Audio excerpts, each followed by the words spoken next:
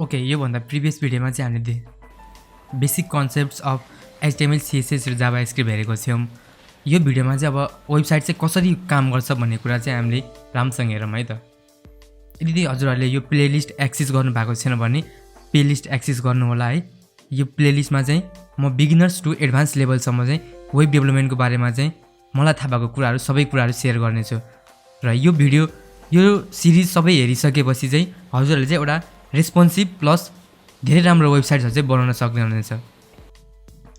Okay, let's start. So how do the websites work? We use the websites in our daily life, such as www.facebook.com. Okay, this is one of the biggest and largest websites you can say. है, facebook.com भनेको चाहिँ सबैभन्दा ठुलो र धेरै large website हो। यसको चाहिँ मिलियन्स लाइन अफ कोडहरू लेख्नुपर्छ यसको यो बनाउनको लागि चाहिँ। बट यो एउटा वेबसाइट भएको कारणले गर्दाखेरि चाहिँ अब कसरी वेबसाइटहरू चाहिँ काम गर्छ भन्ने कुरा चाहिँ म भन्छु है त।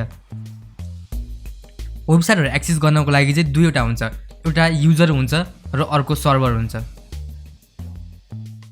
सर्भरमा चाहिँ के हुन्छ भन्दाखेरि चाहिँ जुन हामीले HTML, CSS एन्ड जाभास्क्रिप्ट छ, यो सबै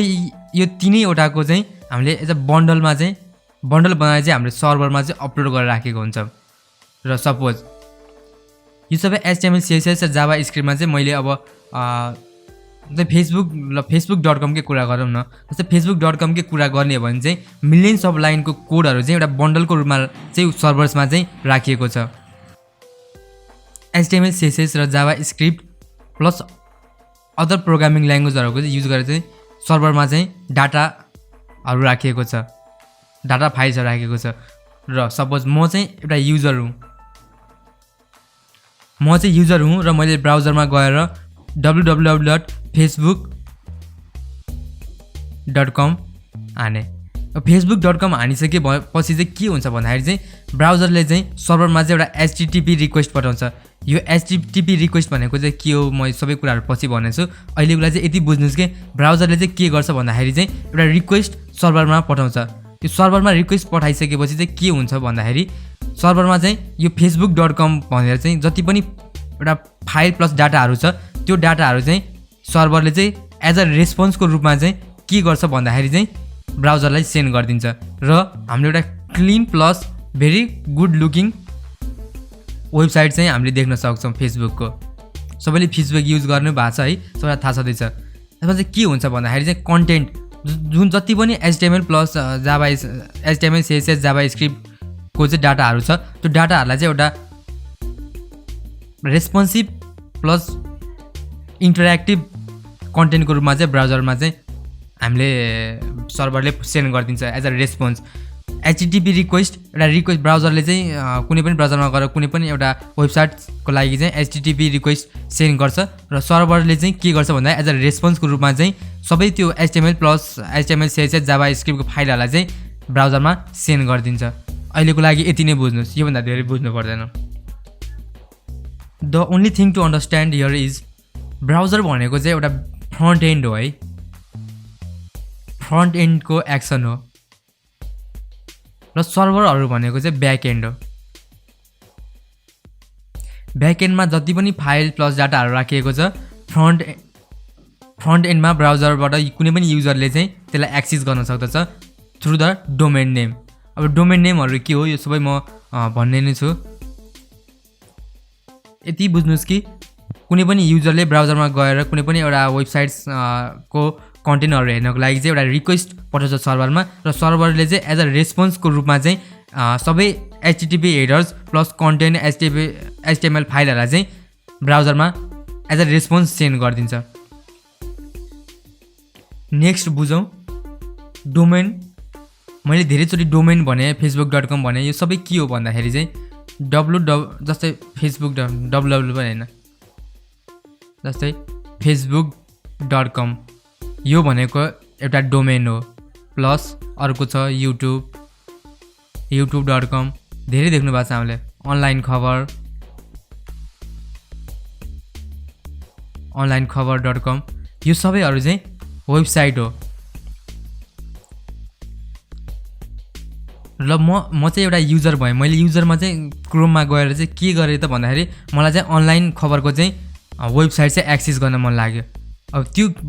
के हुन्छ भन्दाखेरि डोमेन नेम सिस्टम प्लस यो वेब होस्टिङ सर्भरहरु के हुन्छ यसमा के कस्तो कन्सेप्ट हुन्छ म भन्छु है त कुनै पनि HTML फाइलहरुलाई चाहिँ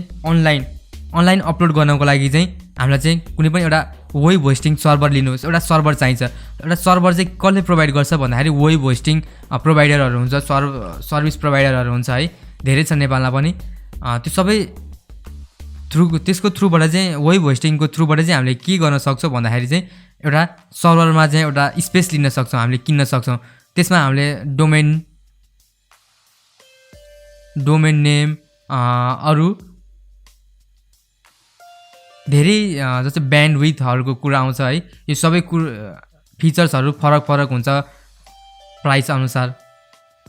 सो यो एउटा भयो अर्को के हुन्छ भन्दाखेरि चाहिँ डोमेन नेम हुन्छ एउटा र अर्को हुन्छ ब्राउजर यसमा चाहिँ अब डोमेन नेम ब्राउजर र डोमेन नेम सिस्टम र वेब सर्भरहरु बीच कसरी कनेक्सन हुन्छ भनेर चाहिँ हेरौँ है त जस्तै एउटा कुनै पनि वेब ब्राउजरमा गएर मैले हाने मलाई चाहिँ अनलाइन खबर ल मलाई चाहिँ एउटा न्यूज हेर्न मन लाग्यो रे मैले चाहिँ onlinecover.com भनेर हाने ब्राउजरमा गएर अनलाइन खबर भनेर हाने अब के हुन्छ भन्दाखेरि चाहिँ हामीले डोमेन नेम त्यो वेबसाइटको हाने बित्तिकै चाहिँ एउटा डोमेन नेम सिस्टम हुन्छ वेब सर्भरमा चाहिँ के हुन्छ भन्दा ब्याकएन्डमा चाहिँ डोमेन नेम सिस्टम भन्ने हुन्छ डोमेन नेम सिस्टममा चाहिँ त्यो जान्छ है हाम्रो रिक्वेस्ट जान्छ रिक्वेस्टमा गइसकेपछि चाहिँ डोमेन नेम सिस्टमले चाहिँ के गर्छ त भन्दा चाहिँ एउटा एड्रेस चाहिँ पठाउँछ वेब होस्टिङ सर्भरको हाम्रो सर्भर कहाँनिर छ कुन सर्भरमा चाहिँ छ भनेर चाहिँ भनेर चाहिँ एज अ रेस्पोन्स त्यसले एउटा एड्रेस पठाउँछ त्यो एड्रेस पठाइसकेपछि फेरि ब्राउजरले चाहिँ के गर्छ भन्दाखेरि चाहिँ वेबसाइट एक्सेस गर्नको लागि चाहिँ सिधा कहाँ जान्छ त भन्दाखेरि हाम्रो वेब होस्टिङ सर्भरमा हामीले कुनै पनि सर्भरमा राखेको हाम्रो डाटाहरु चाहिँ एक्सेस गर्नको लागि चाहिँ वेब होस्टिङ सर्भरमा जान्छ र यहाँबाट चाहिँ के हुन्छ भन्दा यहाँ गइसकेपछि चाहिँ हामीले त्यो बन्डलमा एज अ बन्डल र प्याकेजको रूपमा रहेको सबै कन्टेन्टहरुलाई चाहिँ हामीले हेर्न सक्छौं